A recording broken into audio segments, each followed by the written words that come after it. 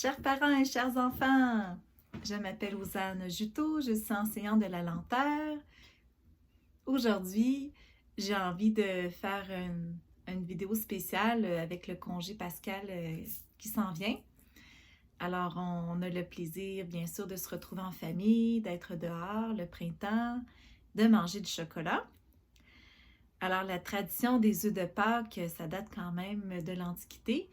À l'époque, les Égyptiens, les Romains s'offraient des œufs peints entre eux, alors pour annoncer le printemps.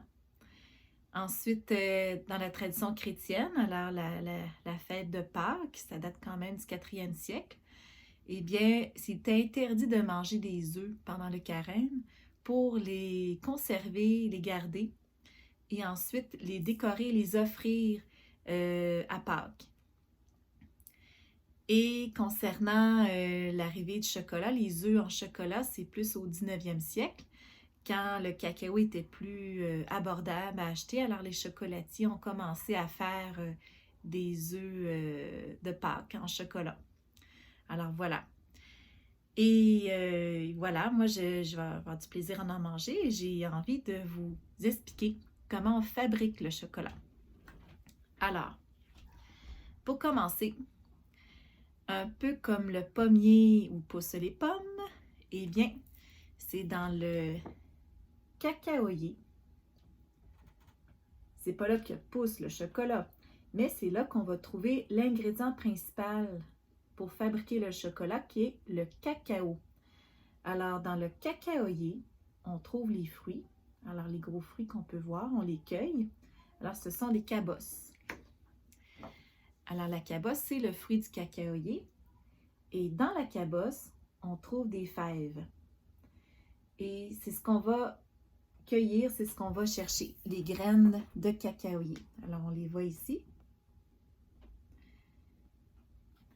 On va les faire sécher en les étalant bien sur des grandes surfaces. Et une fois bien séchées, bien les fèves, on va les broyer pour la formation de la pâte de cacao.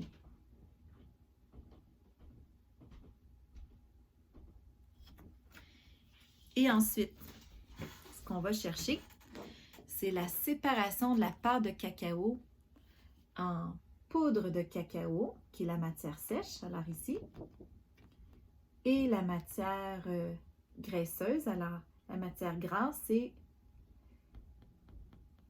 le beurre de cacao. Et pour le chocolat blanc, souvent, on utilise seulement le beurre de cacao, tandis que dans les chocolats au lait qui sont bruns ou les chocolats noirs, alors qui sont foncés, alors on ajoute bien sûr la poudre de cacao. Et c'est là-dessus qu'on joue là, pour avoir un chocolat plus fort en cacao ou moins fort.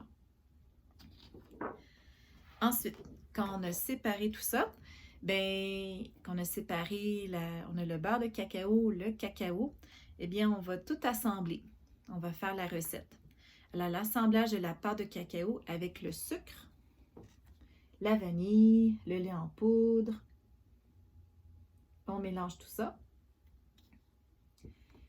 Et après, c'est l'étape du brassage dans le but d'éliminer l'humidité, avoir un petit peu moins d'amertume.